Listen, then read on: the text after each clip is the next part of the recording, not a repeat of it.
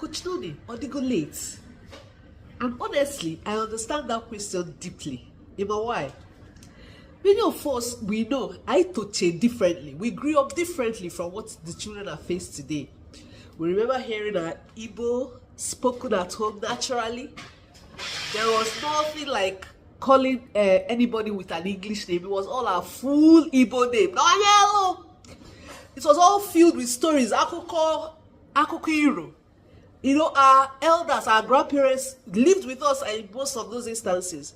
We didn't have to study the language, and that's the truth. We lived in it.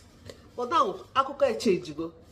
We look at our parents look at our children, when we're wondering, how did we get here?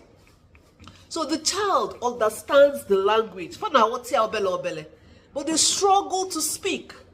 In fact, most of them, they reply in English, and the disconnection in our Fionapo, and the painful part, it didn't happen in just one day. Life got busy, and we know it.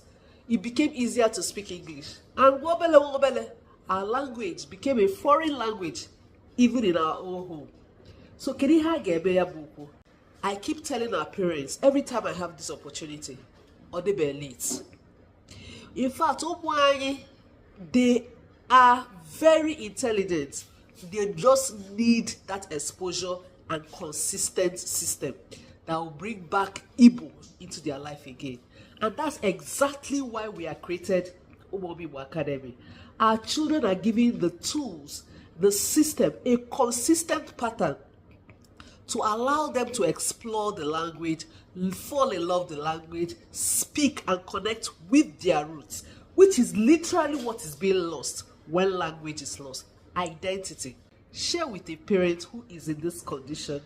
Let's raise children who know who they are, where they come from, and who can own their identity.